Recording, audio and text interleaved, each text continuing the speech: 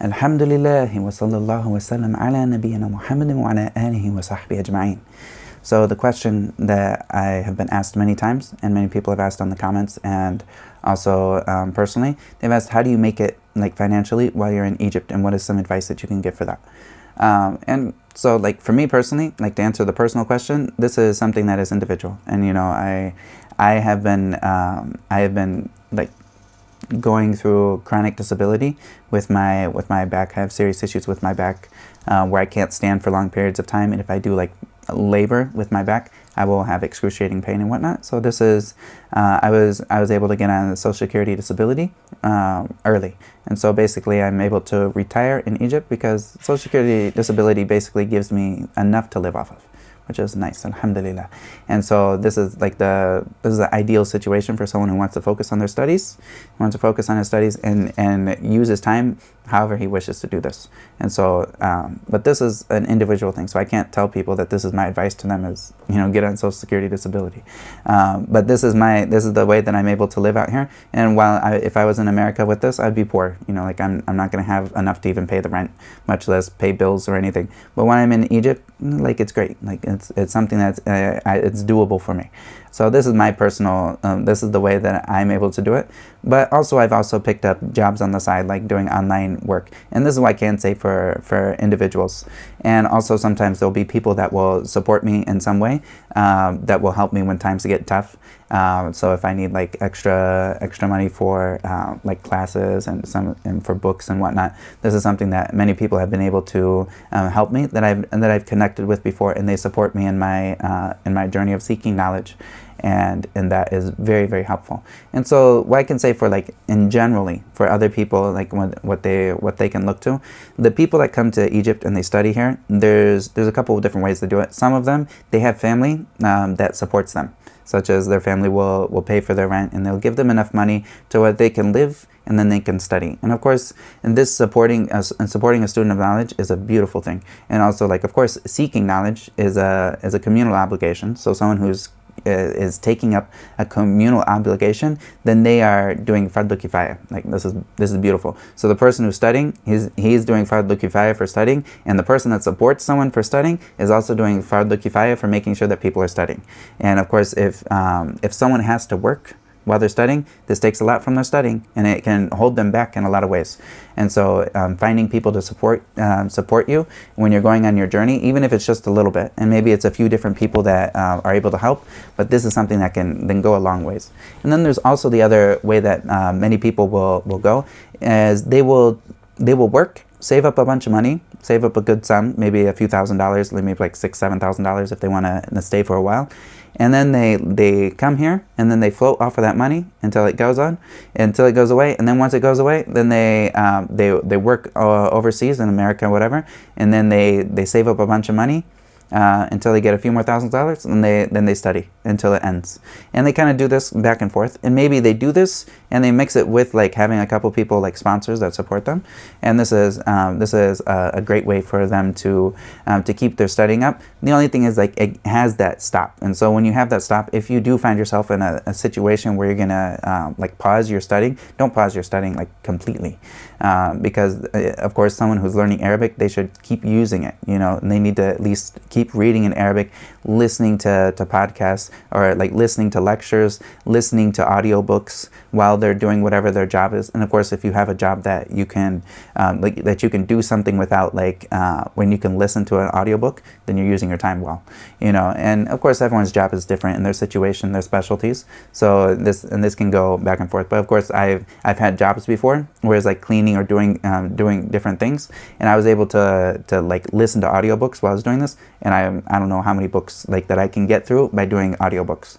And so, like, if someone does go overseas and they have to stop and pause while they're working, then get into audiobooks, at least on the way to work and the way back and whatnot, or listening to lectures and whatnot. This is something that's great. You keep it going, and then keep studying the basics and reviewing some of the basics so that you don't lose what you've already learned. And this, inshallah, will be good. So this is one of the ways for, like, in general, I've seen a lot of people, they'll go back home, they'll do a little bit of work really quickly, and save up their money and then come back to Egypt to study. And of course, like the living expenses in Egypt are a lot less. And so like somebody can, like a single person can easily get by with $400 a month, like living, if they're like sharing a room and whatnot, and they can get by with $400 a month. And this is something that's doable in Egypt. Of course, if you're frugal and whatnot, you can live off of less than that. And of course, if you have a family, maybe it's a little more. And depending on what the family requires and the level of like, not all people are the same with like their level of comfort. So not all people can live where their road is like dirt or like gets muddy all the time. And of course, that's cheaper. You know, that's gonna cost you less than $100 for like a 2-bedroom. So like you can expect like $80 where I live. It's around like $80 for like a 2-bedroom small apartment. And so if someone gets like, they use that and then they use the rest of their money for like food and transportation and that thing, they can live off of just a few $100s, of course. But some people, they can't take that. They need to have something a little bit nicer and whatnot. If they want something a little nicer, sometimes the rent can go up to $300-400 a month for the whole flat. That's like 3 bedrooms, depending on the area that there is. And there's a lot of inflation going on in Egypt. So some of the rent prices have gone up a lot recently, also because a lot of the Sudanese, they have come because of the war that's going on down there. May Allah rectify the situation.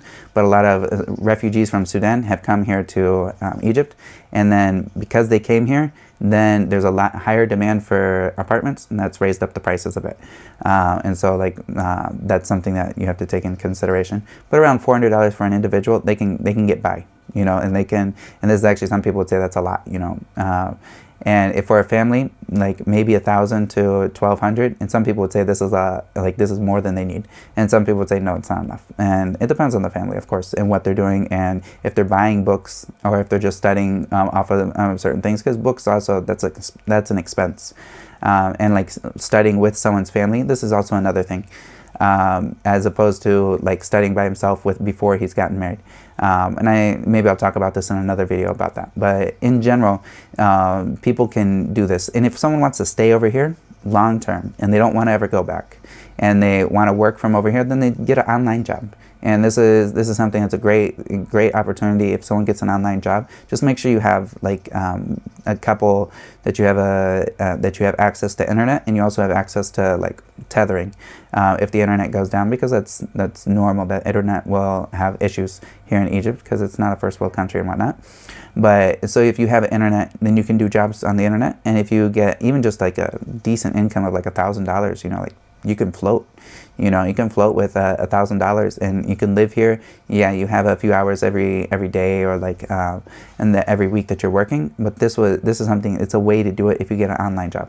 And one of the brothers recently mentioned to me that teaching English online is a way to get money. Like he was talking about teaching Japanese. I don't know the exact information, but he was talking about teaching Japanese online would give him $10 an hour. And of course, $10 an hour, if you have 10 hours of that, you know, like, or you have like 100 hours of that every month, then this is like $1,000, you know. And so this is a way to make money while you're over here. If you do things online, you just need like an internet connection and also go out there and get the jobs online. And if you do this online, then this is a way for you to live over here. As far as getting jobs in Egypt itself, this is not the best, because of course Egypt is not going to pay very well. And so like even the Egyptians, like a regular Egyptian doesn't make more than like $100-200. This is a lot. Like more than $100-200 is like, wow, for an Egyptian. Like, so of course, if you're gonna go work in an Egyptian store or something, doing something like this, you can't expect to make anything other than like chump change. And so this is hard. Like, I would never recommend anyone to work in Egypt unless they have their own business and they're just trying to make a hustle on the side. But as far as like relying on Egypt to give all the goods for them, this is going to be very hard. Just because most Egyptians are not going to pay a lot of money. And then if you're going to do this, you need to really spend a lot of time doing this. And of the brothers I knew that got involved in like trading. And he's, mashallah, he's a go-getter and a hustler, and he'll trade. Like, he goes and gets thopes, and he gets all kinds of stuff and finds things and ships them, and he goes out there and gets everything done, and he finds all kinds of hustles everywhere, and he does all kinds of things. But this, he'll also tell you at the same time, he'll say like, this busied my mind, and I haven't been a good student for the last like 3 years or whatever. He's not gotten as far as he wished he would have gotten. And of course, like in 3 years, if someone focuses, they can get very far, and so if someone focuses, they can get very far. But if they're not focused and they're constantly running over here, then as far as their student of knowledge goes, it's going to be hard. Maybe it's like if you're just trying to do hijrah and you're trying to be over here and you're trying to learn stuff to save yourself from ignorance, this is okay. You can find this. But if you're wanting to actually be a student of knowledge that actually comes to a place where you can start teaching and go back to your people and start teaching, then this is it's kind of better for you to find something that is that's not going to busy your mind too much, and as such as like trading and whatnot. A lot of times this will busy your mind. You're constantly looking at your phone. Of course, someone who needs to focus and they need to read Quran and memorize and whatnot, this can be very bad for them doing this. But of course, each individual, they can look at their own situation. But these are some of the ways that people do make it while they're over here. And of course, my situation is unique, so I can't necessarily say that. And also, but the basic of it is like you can do online teaching.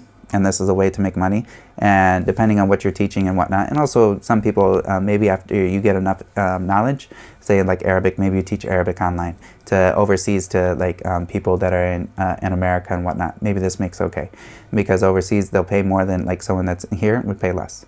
And the same thing is like if you find other freelance gigs that's like online and whatnot, then this is great.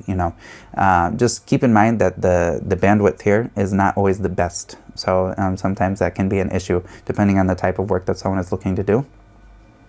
And also seeking sponsorships. This is one of the other ones, like having a couple of people that can help you out. This can get you very far. And I've known some people that they have whether it's an organization that helps them, or they have certain people that know them that took care to help them. And they see the potential in this person, and then they give them they help them out with money and support them with their seeking of knowledge. And of course, this is communal obligation. Of course, it's obligatory for there to be people seeking knowledge. And if they can't do this except with support, then this support is also obligatory. Maybe not on individuals, but in a communal sense. So there's nothing wrong with doing that. And of course, the student should try to not get in a state where he's always asking people for money and begging for money. Of course, this is not a good thing. But if he knows a couple people that are like sponsors and whatnot that are reliable, that can help him out, then this can help him a whole lot and can keep him from having to stop his studying to go back and studying and then going back. And because this break is a break in momentum, like that momentum that you get while you keep studying. This is something you never want to break this if you can. And like my original goal when I was coming here to Egypt was to study for 10 years, and after that we can talk about what to do next. And so like as far as like going back or what to do after that, but I at least want to get I want to get a solid foundation in the deen and focus on this. And of course, like the teaching and doing dawah online, this is what I can do. But I want to do this first before I stop and start going over places and doing that. And because I have the situation I have residual income until I die, and so this is beautiful for my situation. And may Allah give me the work that I need to do to make up for this blessing. This is the beautiful blessing that I've been given.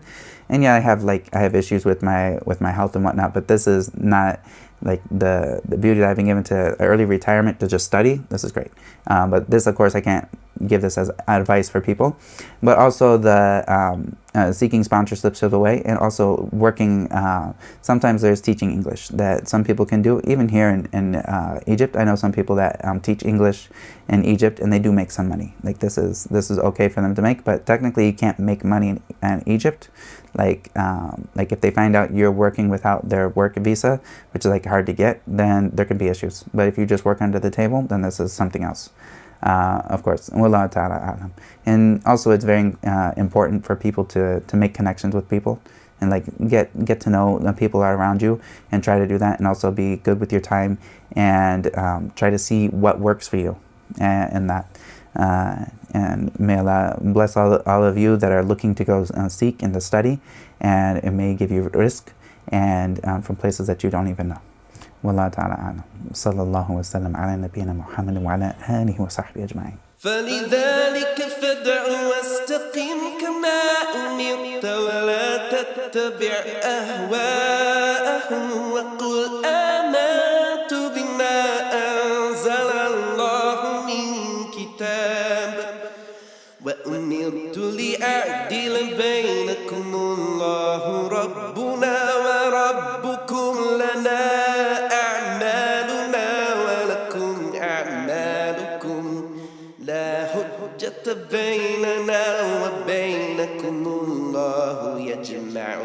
لنا وإليه المصير.